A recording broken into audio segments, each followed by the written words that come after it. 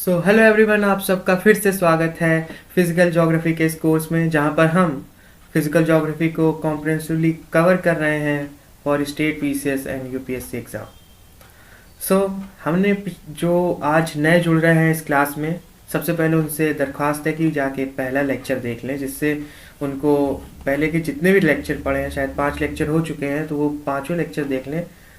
तब इस क्लास को लेंगे, तब उनके लिए क्लास काफ़ी फ़ायदेमंद साबित होगी।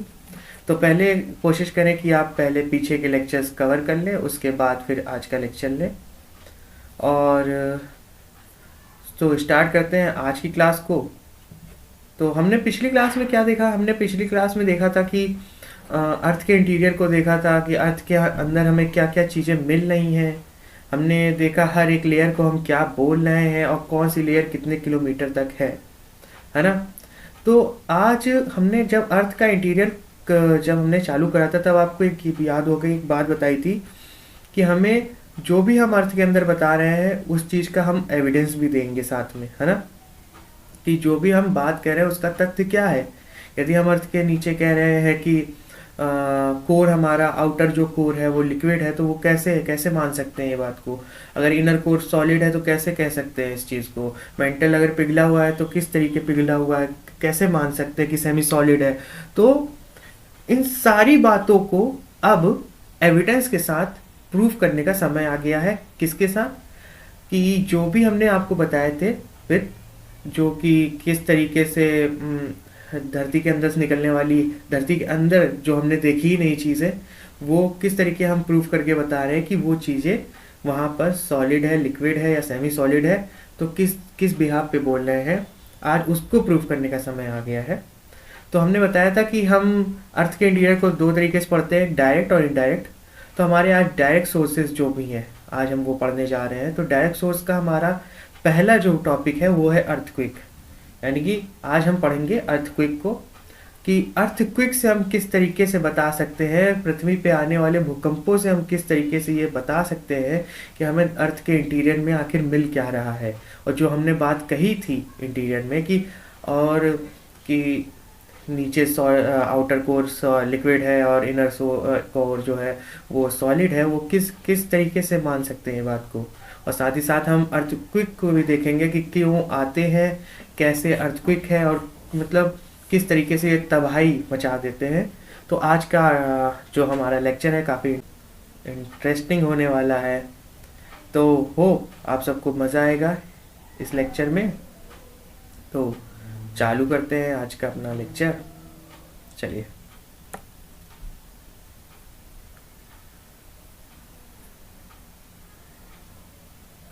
एक सेकेंड।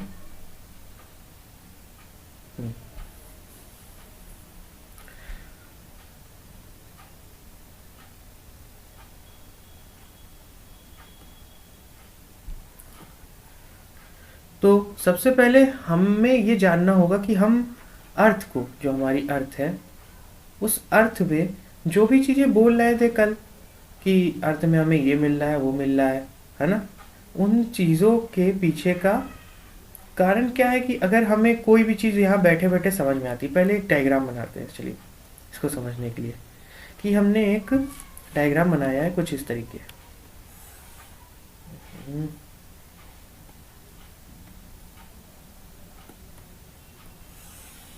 ये हमारी ज़मीन है जहाँ पर हम खड़े हैं।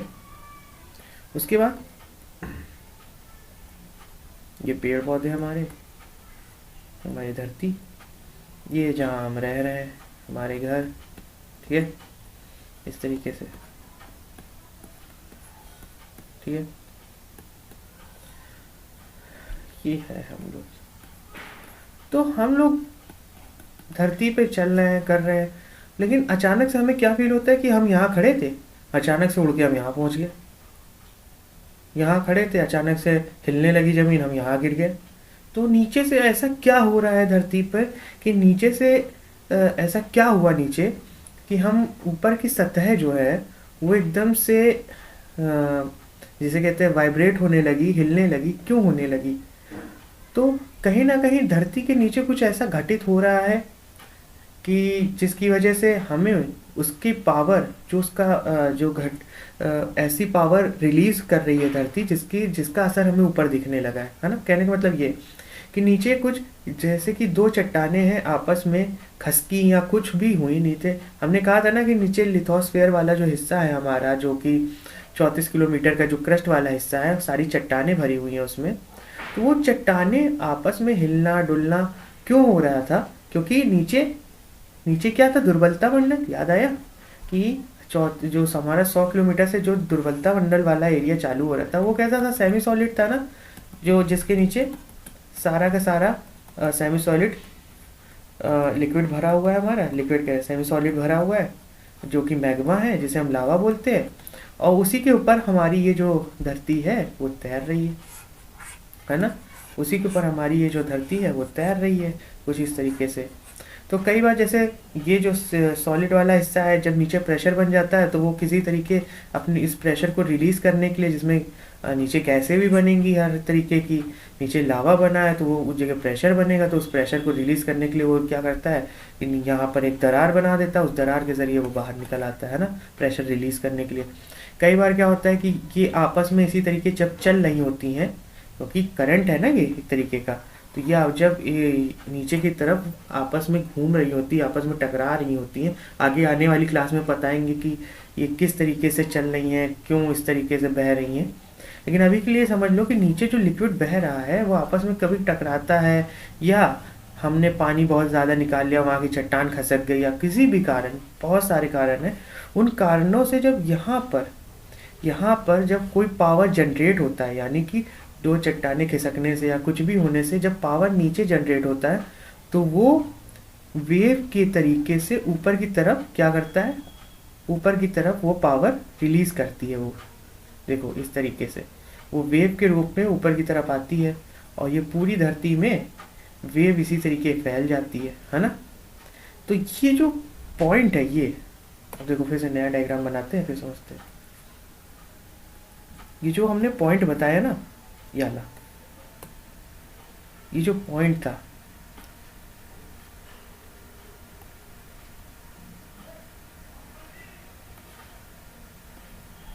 ये जो हमारी धरती थी, धरती के नीचे ये जो पॉइंट है ना, जहां से एनर्जी स्टार्ट हो रही है, जहां पर जहां से अर्थक्वेक हमारा चालू हो, जहां से भूकंप स्टार्ट हुआ है, तो उसे हम क्या बोल रहे थे, अर्थक्वेक का ओरिजिन है। वो क्या है, अर्थक्वेक ओरिजिन, या फोकस भी उसे हम कहते हैं। ठीक है,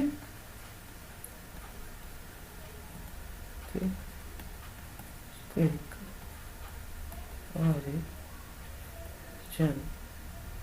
या फिर इसे हम क्या बोल रहे हैं, फोकस। ठीक है, क्या बोल रहे हैं, फोकस। अब ये फोकस के पास जब एनर्जी रिलीज करेगा तो वो एनर्जी किस तरीके ऊपर की तरफ जाएगी, वो एक वेव के फॉर्म में जाएगी। किसके, वेव के फॉर्म में इस तरीके जाएगी ऊपर, देखो इस तरीके जाएगी ना, वेव के फॉर्म में जा रही है। तो इसी वेव को हम क्या बोल रहे हैं, इस वेव को बोल रहे हैं सिस्मिक वेव। ठीक है, भूकंपीय तरंगे, हिंदी माध्यम भूकंपीय तरंगे। और ये जो हिंदी में जो हमारा अर्थक्वेक का जो फोकस है, उसे हिंदी में क्या बोल रहे हैं, भूकंप। ठीक है, भूकंप मूल। इतनी बात समझ में आई। तो हमने क्या बोला कि जो हमारा ये फोकस वाला एरिया है, ये जहाँ से एनर्जी रिलीज कर रहा है उसे हम फोकस बोल रहे हैं, और जो ये तरंगे निकल रही थी उसे हम सिस्मिक वेव या भूकंपीय तरंगे बोल रहे हैं। ठीक है, अब ये जो जहाँ पर सबसे ज़्यादा हिट करेगी, ये सबसे ज़्यादा हिट यही करेगी ना, सबसे ज़्यादा पावर रिलीज करने वाला जो उसके एकदम सेंटर पे, उस पॉइंट के सेंटर पे जो एरिया आएगा, सबसे ज़्यादा एनर्जी वहीं रिलीज करेगा ना। तो वो एनर्जी जहाँ रिलीज कर रहा है, जहाँ वो एनर्जी अपनी रिलीज कर रहा है सबसे ज़्यादा, वही हमारा एपी सेंटर होता है। उसी को हम क्या बोलते हैं, इस चीज़ को, जो फोकस के एकदम सीध में जो एरिया है हमारा, जो फोकस के एकदम सीध में है, यही हमारा एपी सेंटर कहलाता है। ठीक है,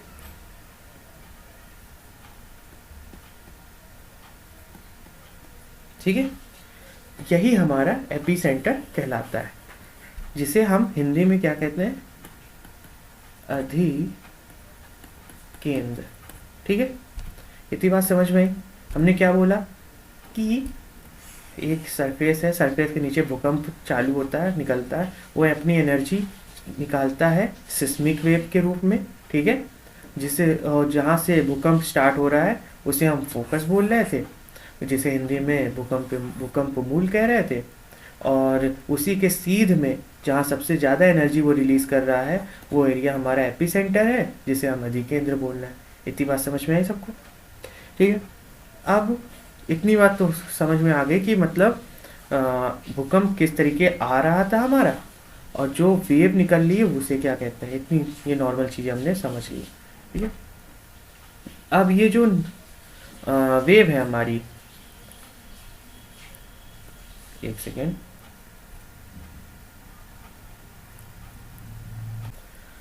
अब ये देखो हमने क्या कहा, जो जहाँ से हमारा जहाँ से अर्थक्वेक स्टार्ट हो रहा था उसी को हमने क्या कहा, फोकस का है।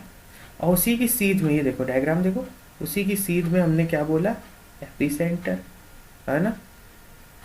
और इससे भूकंप से जो फॉल्ट क्रिएट होते हैं वो हम बाद में पढ़ेंगे, बट ये जो भूकंप से फॉल्ट क्रिएट हो रहे हैं, ठीक है। अब इससे देखो ये वेव क्रिएट हो रही ना, ये सब जो है तरंगे निकल रही है, वो पूरी धरती में फैल रही है ना। अब इसके बारे में जान लेते हैं कि आखिर ये तरंगे हैं क्या। ठीक है, तो जो भूकंप से तरंगे हमें बॉडी में निकल रही हैं, बॉडी समझते हो, बॉडी का मतलब है धरती के अंदर, मतलब उसके अंदर, सरफेस पे नहीं, जिस पे हम खड़े हैं उस पे नहीं, बॉडी में, यानी कि धरती के अंदर जो तरंगे तैर रही हैं उन्हें हम क्या बोल रहे हैं, उन सिस्मिक वेव्स को कह रहे हैं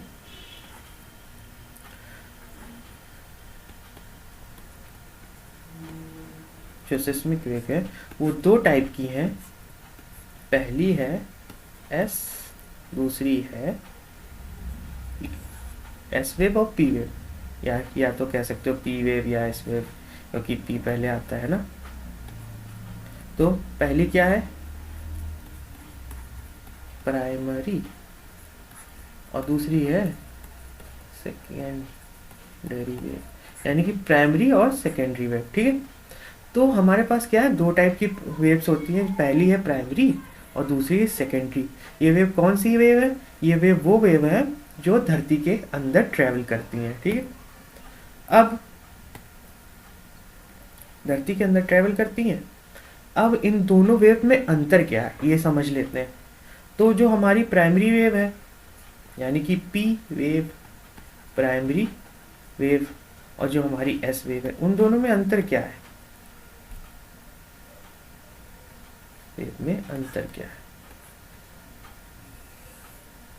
सबसे पहले हिंदी में इन्हें क्या बोलते हैं हम लोग, प्राथमिक, और इससे द्वितीय। ठीक है, ये चीज़ समझ लेना कि इसे हम हिंदी माध्यम, इसे हम प्राइमरी वेव और इसे हम सेकेंडरी वेव कह रहे हैं। हिंदी में प्राथमिक और एस वेव को द्वितीय वेव कह रहे हैं। ठीक है, इसमें रफ्तार कितनी है इसकी, 8 से 9 किलोमीटर पर सेकेंड, और इसकी कितनी है, 4 से 5 किलोमीटर पर सेकेंड। तो हमने क्या देखा कि इसकी रफ्तार और इसकी रफ्तार में अंतर क्या है, कि ये 8 से 9 किलोमीटर प्रति सेकंड की रफ्तार से चलती है, और ये किस रफ्तार से चल रही है, ये 4 से 5 किलोमीटर प्रति सेकंड की रफ्तार से चल रही है। इतना समझ में आया। ये ट्रैवल करती है किस तरीके से, साउंड वेव की तरह। ध्वनि की जो तरंग होती है ना, साउंड वेव की तरह बोला, साउंड वेव नहीं बोला हमने। ठीक है, साउंड वेव की तरह ये ट्रैवल करती है। अब ये किस तरीके ट्रैवल कर रही है, इसको बोल सकते हो कि इसे वाटर रिपल्स होते हैं ना, ये एक पानी के अंदर जब हम लोग कोई कंकड़ वंकड़ डाल देते हैं तो एक इस तरीके से तरंग पैदा होती है, इस तरीके से। तो ये कुछ इस तरीके से ट्रैवल कर रही है। ठीक है, कि जब हमने पानी के अंदर जब डाला तो ये किसकी तरह ट्रैवल कर रही है? वाटर रिपल की तरह। ठीक है, इतनी बात समझ में आई। और क्या चीज़ है, और क्या क्या डिफरेंसेस है इसमें, तो इतनी बात समझ में आई सबको। अब और क्या डिफरेंसेस है इसमें, तो जो हमारी पी वेव होती हैं, जो हमारी पी वेव है वो लॉन्गिट्यूडनल वेव होती हैं। क्या होती हैं? Longitudinal wave. ठीक है, ये बात समझ में आई। हिंदी में अनुदैर्ध्य तरंगे। और जो हमारी एस वेव होती हैं वो ट्रांसवर्स वेव होती हैं। कौन सी होती है? Transverse wave. ठीक है, हिंदी में अनुप्रस्थ, अनुप्रस्थ। ठीक है, इतनी बात समझ में आई इन दोनों में डिफरेंस। अब इन दोनों में जो सबसे बड़ा डिफरेंस है वो डायग्राम से पता चलेगा। ये देखो, ये डायग्राम देखो। अब इस डायग्राम में जो हमारी पी वेव है वो किस तरीके ट्रैवल कर रही है, ये देखो। यहाँ पर चौड़ी है ये, है ना, यहाँ तक चौड़ी है। फिर ये जगह देखो, ये पतली हो गई, फिर ये चौड़ी हुई, फिर ये पतली हो गई, फिर ये चौड़ी हुई, फिर ये पतली हो गई, है ना। इस तरीके ट्रैवल कर रही, सीधे जा रही है, मतलब कि पहले चल रही है, उसके बाद छोटी हो रही है, फिर चल रही है, फिर छोटी हो रही है। कभी स्प्रिंग देखा, स्प्रिंग को दबाओ फिर वो आगे की तरफ भागता है, तो पी वेव कुछ उसी तरीके ट्रैवल कर रही है। समझ में है कि उसमें दबाव, पहले दबाया फिर आगे बढ़ा, फिर दबाया फिर आगे बढ़ा, है ना। और वहीं एस वेव को देखो, एस वेव एकदम जैसे तरंग होती है ना, वेव इस तरीके से ऊपर जाएगी फिर नीचे जाएगी, ऊपर जाएगी फिर नीचे जाएगी, ऊपर जाएगी फिर नीचे जाएगी, फिर ऊपर जाएगी फिर नीचे। तो हम क्या देख रहे हैं कि जो हमारी एस वेव है, जो हमारी एस वेव है वो किस तरीके ट्रैवल कर रही है, वो हमारी एस वेव इस तरीके ट्रैवल कर रही है कि पहले वो ऊपर जाती फिर वो नीचे आती। तो इन दोनों में सोचो डिफरेंस, इन दोनों में ये सबसे बड़ा जो डिफरेंस आएगा वो ये नहीं आएगा कि एस वेव को समय लगेगा और पी वेव पहले पहुंचेगी, है ना। जब किसी देखो, किसी चीज़ को कंप्रेस करो इस तरीके से, दबाओ, और दबाव के बाद छोड़ो, वो तेज़ी से आगे भागती है ना, फिर उसमें दबाओ, फिर उसमें आगे। लेकिन ये क्या है, ये नीचे जाएगी फिर नीचे जाएगी, है ना। स्प्रिंग वाला एग्जांपल दिया था ना हमने इसका, स्प्रिंग जो है उसको पहले दबाओ, दबाओ इधर से दबाओ और इधर से दबाओ, ठीक है, कस के उसको दबाओ, उसके बाद फिर उसको छोड़ दो, तो वो भागेगा ना इधर की तरफ तेजी से।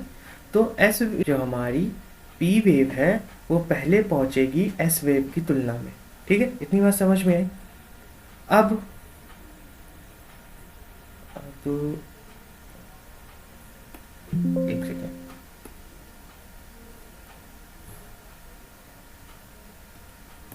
एक सेकेंड, एक सेकेंड का समय दीजिए मैं।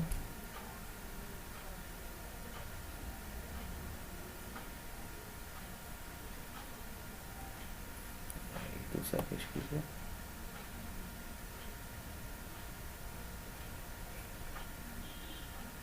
ठीक है,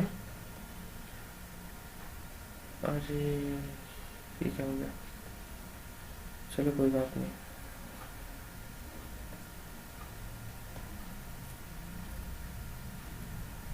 बाकी अब इसी से समझना पड़ेगा। तो हमने कहा कि जो हमारी पी वेव थी,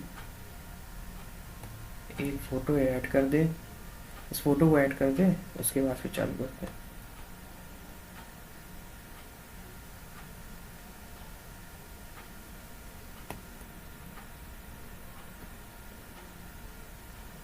ठीक है, ये देखो फोटो आ गई, होप ये फोटो आप सबको दिख रही होगी।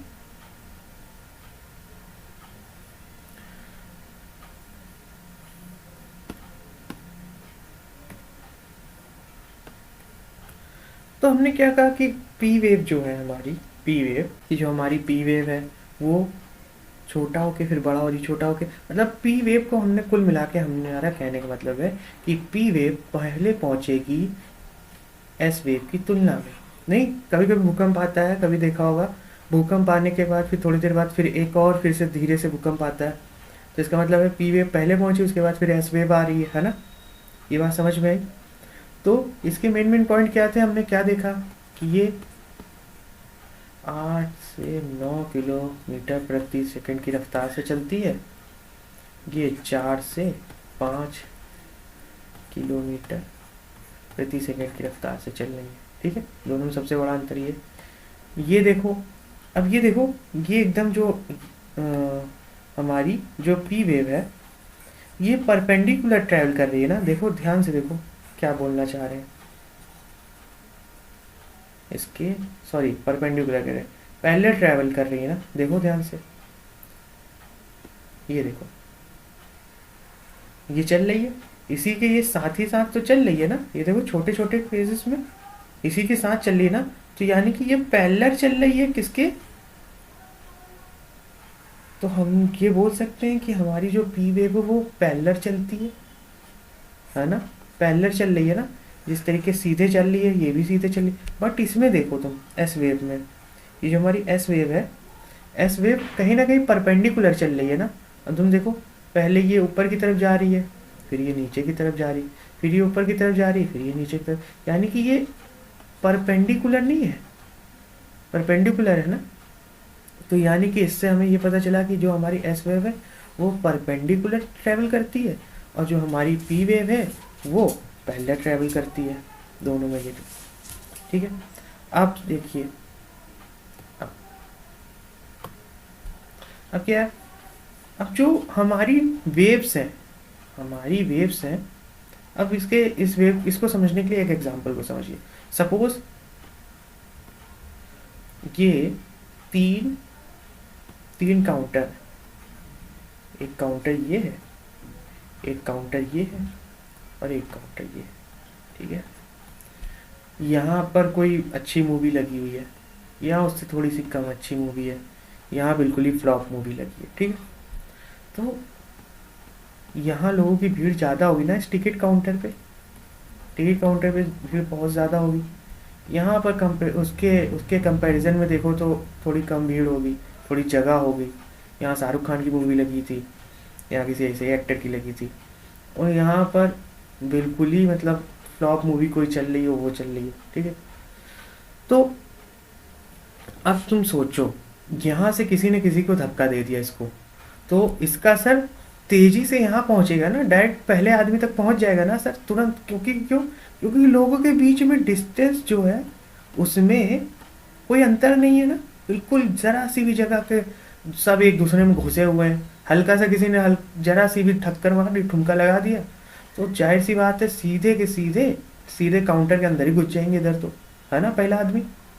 इधर अगर बाई चांस किसी ने किसी को ठुमका मारा भी, किसी को धक्का दिया, तो बहुत ज़्यादा यहाँ तक जाएगा और ये वाला आदमी वापस आएगा, इसको तमाचा मार देगा, है ना। क्यों ऐसा हुआ, क्यों धीरे ट्रैवल कराइए, क्योंकि इन दोनों के बीच में गैप्स है ना। और यहाँ पर गैप होने के कारण इस आदमी का जो फोर्स था वो आगे तक नहीं पहुँचा। इस आदमी का फोर्स आगे क्यों पहुँच गया, क्योंकि इन लोग के बीच में जगह नहीं थी ना। और यहाँ तो बिल्कुल ही यहाँ जाएगा तो नहीं पहुँचेगा। तो इसी तरीके जो हमारा सॉलिड है ना, सॉलिड समझते हो ना, जो हमारा ठोस होता है उसमें भी उसका जो डेंसिटी होती है उसकी बिल्कुल, उसके मॉलिक्यूल एकदम ठसे होते हैं ना, एकदम बिल्कुल जकड़े हुए होते हैं। तो तुम्हें नहीं लगता वेव इसमें आसानी से ट्रेवल कर जाएगी? इसके कंपैरिजन करोगे जहाँ वाटर है, वाटर में वाटर के जो मॉलिक्यूल्स होते हैं वो दूर दूर होते हैं ना, उसके कंपैरिजन में ट्रेवल किसमें आसानी से कर सकती है हमारी वेव? सॉलिड में, है ना।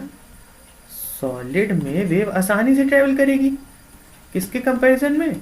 लिक्विड। और गैस की तो बात ही छोड़ देते हैं फिर हम, गैस में तो बहुत मुश्किल है ट्रेवल करना। बट रफ्तार के कारण, हमने क्या कहा, रफ्तार के कारण, जो रफ्तार है उसके कारण जो पॉइंट्स आपको याद रखने हैं कि रफ्तार के कारण हमारी जो पी वेव है उसमें पी वेव में सॉलिड हो या लिक्विड या हो गैस, वो तीनों में ट्रेवल कर सकती है। हाँ, इसमें तेज करेगी, इसमें धीरे करेगी, इसमें बिल्कुल स्लो करेगी, बट तीनों में ट्रेवल वो करेगी। ठीक है।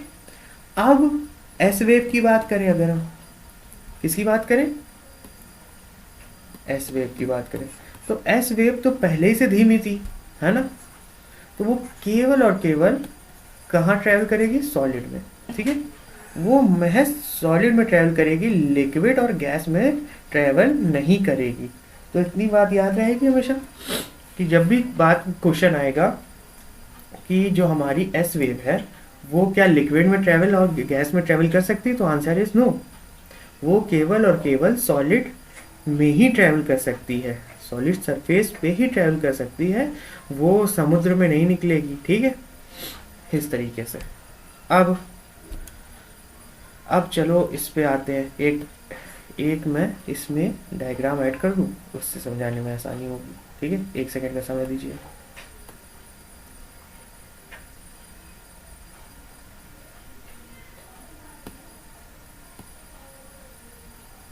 ये डायग्राम दिख रहा है आपको, तो ये डायग्राम पे चलते रही। अब ये है एस वेव। हमने देखो पहली क्लास में याद होगा, अब पहली क्लास में जाना होगा हम लोग, जो इससे पिछली वाली क्लास थी, पहली क्लास नहीं पिछली वाली। पिछली क्लास में हमने कहा था कि आउटर जो कोर है हमारा, आउटर कोर, ये वाला हिस्सा, ये जो हमारा आउटर कोर है ये किसका बना हुआ है, लिक्विड का बना हुआ है। ये याद आ रहा, जो आउटर कोर है हमारा किसका बना हुआ है, लिक्विड का बना हुआ है ना, लिक्विड का। ठीक है, और जो इनर कोर है हमारा वो किसका है, सॉलिड का, है ना। और बाकी जो चीज़ें हैं वो किसकी बनी हुई है, वो किसकी बनी हुई है, वो बनी हुई हैं सेमी सॉलिड है, जो मेंटल वाला हिस्सा है। याद आ रहा है, ये क्लास में पिछली क्लास में हमने पढ़ाया था। तो अब वो प्रूफ कैसे होगा, इससे प्रूफ होगा। किस तरीके से, अब देखो हमने कहा, जैसे हम लोग बचपन में एक चीज़ पढ़ी थी कि यदि ये हम एक कांच का बॉक्स लेते हैं, कांच का मतलब वेसल लेते हैं, ठीक है, इस वेसल में पानी भर दिया हमने, ठीक है, फिर हमने इसके अंदर एक ऑब्जेक्ट डाला पेंसिल टाइप का, ठीक है। जब हम इसमें डालते हैं तो वो क्या होता है, रिफ्लेक्ट होकर वो टेढ़ा दिखने लगता है ना, टेढ़ा दिखने लगता है। इतनी याद है ये बात। उसी तरीके से अब तुम सोचो, कोई भी चीज़ है, कोई वेव है, अगर वो सीधे जा रही है और उसके सॉलिड में वो सीधे चल रही थी, बीच में अगर पानी आ जाए या गैस आ जाए, तो वो तुम्हें नहीं लगता वो रिफ्लेक्ट कर जाएगी, वो अपनी हल्की सी दिशा चेंज कर लेगी, है ना, दिशा चेंज कर लेगी ना, वो इधर जा सकती है, इधर जा सकती है, इधर जा सकती है, सीधे तो नहीं जाएगी ना। क्यों, क्योंकि वो रिफ्लेक्ट कर गई है। उसी तरीके ये देखो, इस डायग्राम में देखो कि यहाँ पर एपिसेंटर था, चाहती तो वो सीधे एकदम यूँ जा सकती थी, है ना, वेव, देखो वेव सीधे जा सकती थी इस तरीके से, बट वेव सीधे नहीं जा रही है, वेव सीधे नहीं जा रही है। वेव किस तरीके जा रही है, वेव की देखो किस तरीके जा रही है, वेव जा रही है टेढ़ी होके। वेव कैसे ट्रैवल कर रही है, ये देखो, यहाँ से यूँ घूम गई, यहाँ से यूँ घूम गई, यहाँ से यूँ घूम गई, है ना। ये देखो क्या लिखा है, एस वेव, एस वेव लिखा है, एस वेव, इसको ध्यान रखना। पहले एस वेव वाला डायग्राम हम लोग कर रहे हैं, ठीक है। यहाँ सीधे गई, यहाँ पर रुक गई, यहाँ पर रुक गई, यहाँ पर रुक गई, क्यों, क्योंकि आउटर कोर तो हमारा लिक्विड है, आउटर कोर हमारा लिक्विड है ना, जो हमारा आउटर कोर वाला एरिया है वो लिक्विड है। तो हमारी जो वेव है, हमारी वेव क्या आउटर कोर को पार कर पाएगी, नहीं, क्योंकि एस वेव हमारी ट्रेवल कर ही नहीं सकती लिक्विड में, तो वो यहाँ रुक जाएगी।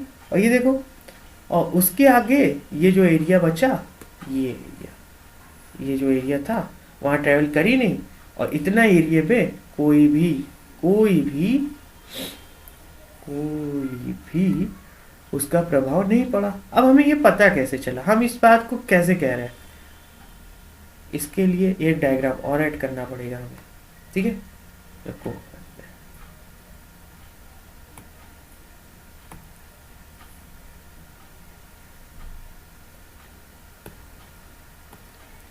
ये देख लो, ये यंत्र दिख रहा है आप लोग को, ये यंत्र, इसे हम बोलते हैं सिस्मोग्राफ, ठीक है। इसे क्या बोलते हैं, सिस्मोग्राफ। ये कुछ इस तरीके का यंत्र है। इस यंत्र का काम क्या है, इस यंत्र का काम है कि धरती से कंपन की तरंगों को ये ग्राफ के रूप में ये बता देता है कि हाँ नीचे कुछ तरंगे इस तरीके से ट्रेवल कर रही हैं। ये देखो इस तरीके चल रहा है ना, ये देखो इस तरीके से ये धरती की तरंगों को ये क्या करता है, बता देता है। ठीक है, तो हमने इस तरीके के यंत्र हमने लगाए पूरी धरती पे, फिर उससे हमें क्या पता चला कि कहाँ कहाँ वो ट्रैवल कर रही थी, कहाँ कहाँ नहीं ट्रैवल कर रही थी। बट इस ग्राफ को भी पढ़ने का, ये देखो ये ग्राफ है एक तरीके का, है ना। अब इस ग्राफ को पढ़ने के लिए कोई स्केल चाहिए होता है ना। अब ये जो ग्राफ है इसकी जो तरंगे निकल रही हैं कुछ इस तरीके से, अब इसको पढ़ोगे कैसे, इसके लिए तुम्हें कोई स्केल चाहिए ना। इस यंत्र को पढ़ने के लिए तुम्हें कोई स्केल चाहिए, चाहिए कि नहीं चाहिए, है ना। तो इस स्केल जो जिस स्केल से इस ग्राफ को हम पढ़ते हैं उसको हम लोग कहते हैं रेक्टर स्केल। ठीक है, क्या कहते हैं, कौन सा स्केल, रेक्टर स्केल। ठीक है, तो जिससे अब इस चीज को याद रखना है कि जो यंत्र, जो डिवाइस हम फिजिकल डिवाइस जो हम फिजिकल डिवाइस लगा रहे हैं भूकंप को नापने के लिए, उस डिवाइस का नाम क्या है, फिजिकल यंत्र का नाम क्या है, उस डिवाइस का नाम क्या बताया हमने, उस डिवाइस का नाम बताया है सिस्मोग्राफ। ठीक है, और जिस स्केल से हम उसे मेजर कर रहे हैं, जिस स्केल से मेजर कर रहे हैं कि कितने रेक्टर स्केल का आया, कहते हैं ना रेक्टर स्केल का आया 1 2 3 4 5 6 7 8 9 10, तो वो किस स्केल से हम लोग मेजर कर रहे हैं, उस स्केल का नाम है रेक्टर स्केल। ठीक है, इतनी बात समझ में आ गई, इतनी बात हो आप सबको समझ में आ गई। तो अब उन्हीं स्केल्स को हमने पूरी धरती पे प्लांट कर दिया। ठीक है, पूरी धरती पे प्लांट करा, फिर हमें पता चला कि कहाँ कहाँ बिल्कुल ही असर नहीं पता चला और कहाँ कहाँ असर पता चला है इसका। तो इससे हमें पता चला कि धरती के 103 डिग्री से लेकर धरती के दूसरी तरफ की 103 डिग्री तक हमारी एस वेव ट्रैवल करती हैं, और उसके नीचे का जो एरिया है वहाँ ट्रैवल नहीं करती, जिसे हम एस वेव का शैडो एरिया भी कहते हैं। एस वेव का जहाँ हमारी वेव ट्रैवल नहीं कर रही है वो एस वेव का शैडो जोन एरिया है। ठीक है, ये एरिया को हम क्या कह रहे हैं, एस वेव का शैडो जोन एरिया कह रहे हैं। इतनी बात समझ में आई। ठीक है, अब ये बात हमने देख लिया कि इससे हमें ये पता चल गया कि धरती में कुछ ना कुछ ऐसा तो है जिस कारण हमें धरती के अंदर तरंगे सीधी जाती नहीं दिख रही। बट जब हम पी वेव की बात करते हैं, ये पी वेव का डायग्राम दिख रहा है सबको, इस पी वेव के डायग्राम में देखो एपिसेंटर से वेव रिलीज हुई है, ये देखो यहाँ से वेव रिलीज हुई, सेम एस वेव की तरीके ट्रेवल नहीं कर रही क्योंकि मैग्मा है यहाँ पर, मैग्मा की वजह से वो तिरछी हो जाएगी। बट जैसे पी वेव हमने क्या कहा, तीनों में ट्रेवल करती है, यहाँ पर लिक्विड था तो लिक्विड में ट्रैवल तो करेगी लेकिन वो तिरछी हो जाएगी, देखो तिरछी हो गई। फिर यहाँ से नीचे फिर से मैग्मा वाला हिस्सा आ गया तो फिर से तिरछी हो गई, है ना। अंदर सॉलिड है किसके, पी वेव की, यहाँ आई इसमें टकराई, यहाँ से इसका जो है देखो सॉलिड में भी ट्रैवल करा, फिर उसने डायरेक्शन बदला इस तरीके से, ये है ना, दिख रहा है।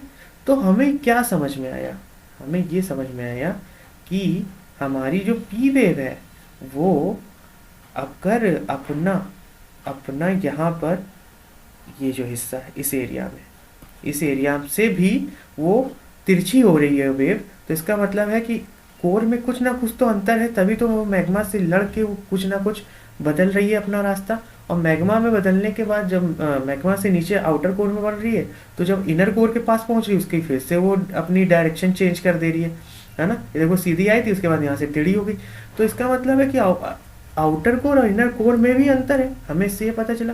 तो इसका मतलब है कि 103 डिग्री तक हमें जो दिख रहा था 103 डिग्री ये हमारा, और 105 डिग्री तक जब ये टकरा के यहाँ जाएगी, ये देखो यहाँ टकरे, तो हमारी पी वेव यहाँ तक ट्रेवल कर रही है। बट इसके बीच का ये जो एरिया है, ये एरिया, इस जगह पर वेव नहीं पहुंच रही, क्यों, क्योंकि वो रिफ्लेक्ट कर जा रही है ना। जैसे उस एस वेव में लंबा एरिया था, लेकिन ये टकरा के इसमें मिल रही है। तो पी वेव का शैडो जोन एरिया किसके किसके बीच में, 103 डिग्री से लेकर 150 डिग्री के बीच में। शैडो जोन का एरिया 103 डिग्री से लेकर 150 डिग्री के बीच में। इतनी बात समझ में आई। तो इसका एक डायग्राम फिर से एक निकालते हैं और समझते हैं थोड़ा सा। तो हम बात क्या कर रहे हैं, हमने ये बात करी है कि यदि हम अपनी पृथ्वी को ले लें, पृथ्वी पे यहाँ पर भूकंप आ गया, पर कोर में तो लिक्विड था, तो मैग्मा के कारण जो वेव सीधी जानी चाहिए थी वो ट्रेवल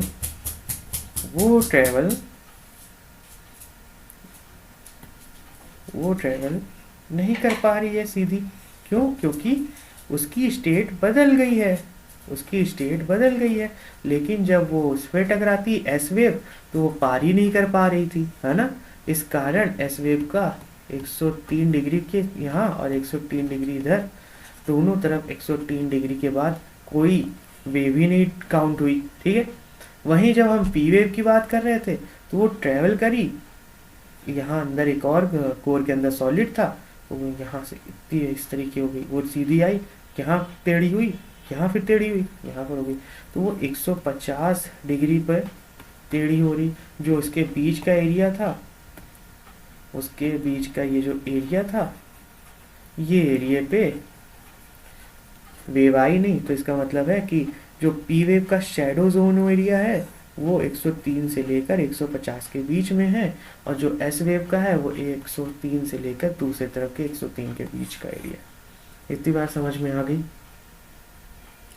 तो हमने अब तक क्या जाना, हमने इतनी देर में ये जो हमने पढ़े हैं, इतनी देर में हमने क्या जाना, इतनी देर में हमने जाना, एक सेकेंड, एक शीट ले लेते हैं ब्लैंक,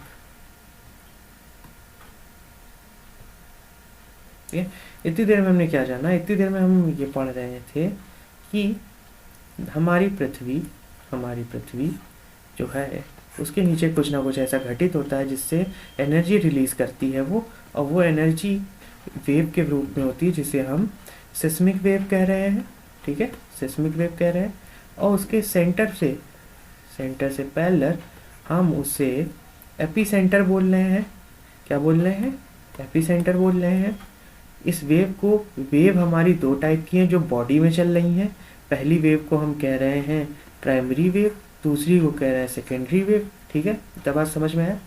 प्राइमरी वेव की रफ्तार 8 से 9 किलोमीटर प्रति सेकेंड है, और सेकेंडरी वेव की रफ्तार 4 से 5 किलोमीटर प्रति सेकेंड है, ठीक है। हाँ, उसके बाद ये लॉन्गिट्यूडनल वेव है, ये ट्रांसवर्स वेव है। सॉरी, एक सेकेंड।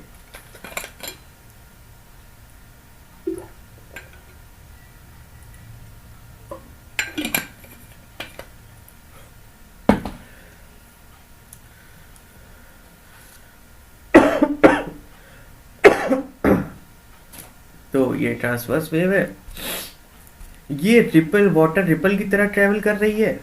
ये जैसे पानी के अंदर कंकड़ डाल दिया, यूं यूं करके वो आगे की तरफ बढ़ता है। जो हमारी पी वेव है वो साउंड वेव की तरह ट्रेवल करती है, ठीक है।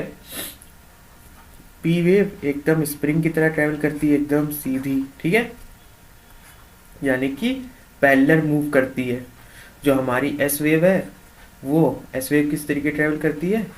एस वेव हमारी परपेंडिकुलर, लंबवत ट्रेवल करती है, ठीक है। इतनी बात समझ में आई। उसके बाद क्या देखा हमने? उसके बाद हमने देखा कि जो ट्रेवल कर रही है वेव, उन सब चीज़ों को हम माप कैसे रहे हैं।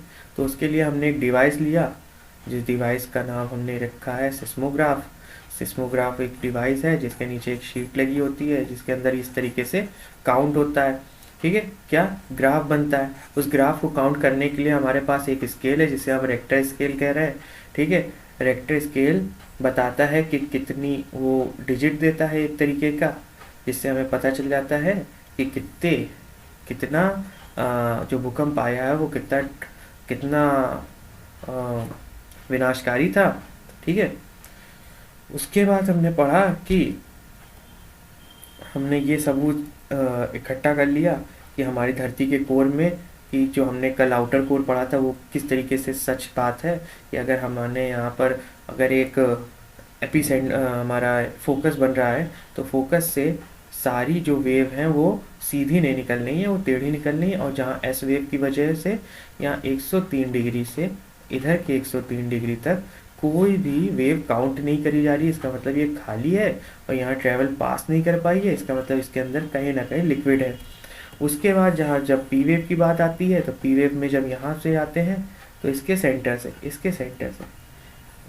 से पी वेव में, जाहिर सी बात है कि पी वेव हमने बताया कि लिक्विड और गैस दोनों से ट्रैवल कर सकती है, तो इससे टकरा के वो तिरछी जरूर हो जाती है।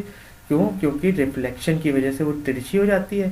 तो 103 डिग्री से लेकर 150 डिग्री तक का जो एरिया है वो हमारा पी वेव का शैडो जोन एरिया, 103 से 150 तक का जो एरिया है वो हमारा पी वेव का शैडो जोन एरिया है। इसका पी वेव का, और इसका क्या है 103 से दूसरी तरफ के 103 तक। ठीक है, इतनी बात समझ में आ गई।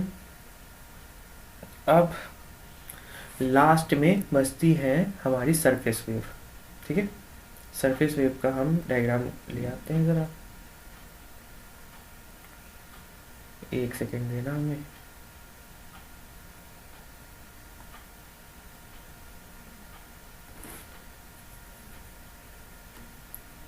सरफेस वेव का डायग्राम कहाँ गया?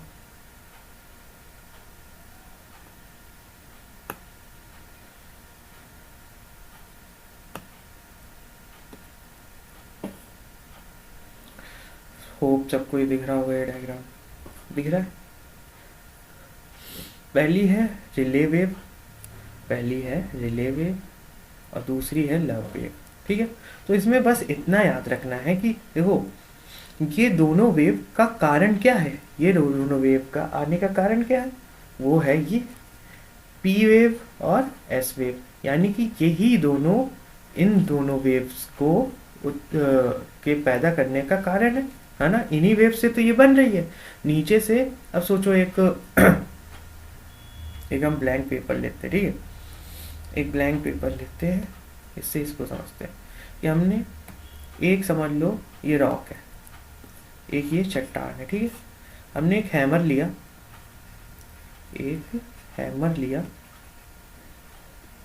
लिया और उसको इस जगह चोट मारी, इस पे हैमर पे। ठीक है, थंब से एक चोट मारी। उस चोट से क्या हुआ, हमने तो चोट यहाँ मारी थी, लेकिन हैमर थोड़ी देर बाद जब हम वो जो चट्टान देखते हैं वो यहाँ से भी टूटती दिखती, यहाँ से भी टूटती दिखती, यहाँ से भी। किनारे तो हमने मारा नहीं था, हमने चोट तो यहाँ मारी थी, टूट वो कई जगहों से गई है ना। इस तरीके से टूटते क्रैक हो जाती है। क्या कारण है? क्योंकि उस पर कोई वेव ट्रैवल करी है ना, उस पर एक वेव ट्रैवल करी है जिसने सारी पावर को इधर से उधर क्या करा है, पहुंचा दिया है। उस सारी पावर को मारा यहाँ था, उस वेव ने चारों तरफ एक पावर को फैला दिया है ना। अब देखो, तो ये जो हैमर है ना, हैमर का काम क्या कर रहा है? हैमर हमारी पी वेव और एस वेव है। ठीक है, हमारी पी वेव और एस वेव क्या है, हैमर का काम कर रही है। और जो इसके ऊपर सरफेस के ऊपर जो ट्रैवल कर रहा है, वो हमारी क्या है, वो हमारी रिले और लव वेव्स है, जो कि ऊपर तबाही मचाने के लिए,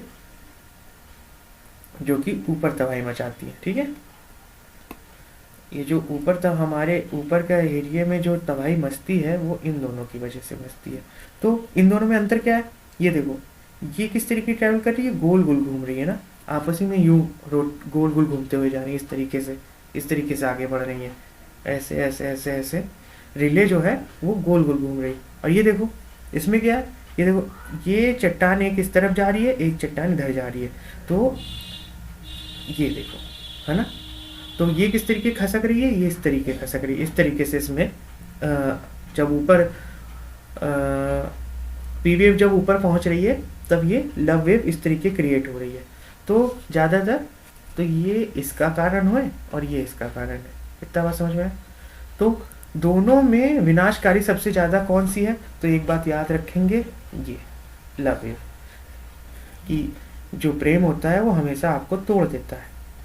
ठीक है, तो इससे याद रखेंगे कि लव जो है वो आपको अच्छे से तबाह करने की ताकत रखता है। ठीक है, तो लव वेव जो है हमारी वो तबाह कर देती हैं, ज़्यादा डिस्ट्रक्टिव होती हैं, ज़्यादा विनाशकारी होती हैं अकॉर्डिंग टू रिले। इतनी बात समझ में आई? होप आज का लेक्चर आप सबको अच्छा लगा होगा। अगर अच्छा लगा है तो अपने बाकी दोस्तों तक इस लेक्चर को पहुंचाएं, और कल की क्लास में हम लोग मिलते हैं, और सबको बताएं कि ये कॉम्प्रिहेंसिव कोर्स आपका जो फिज़िकल ज्योग्राफी का चल रहा है, अगर आपको पसंद आ रहा है तो आप सब तक पहुंचाएं, और सबको बताएं कि इसे ज़्यादा से ज़्यादा लोग ज्वाइन करें, ताकि हम और भी नए नए बैचेस लेके आएँ, जो कि आपको पूरे फ्री ऑफ कॉस्ट मिलेंगे। और ठीक है, कल मिलते हैं, तब तक के लिए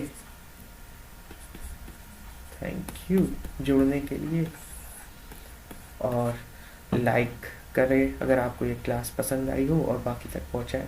तब तक के लिए धन्यवाद, कल मिलते हैं, बाय।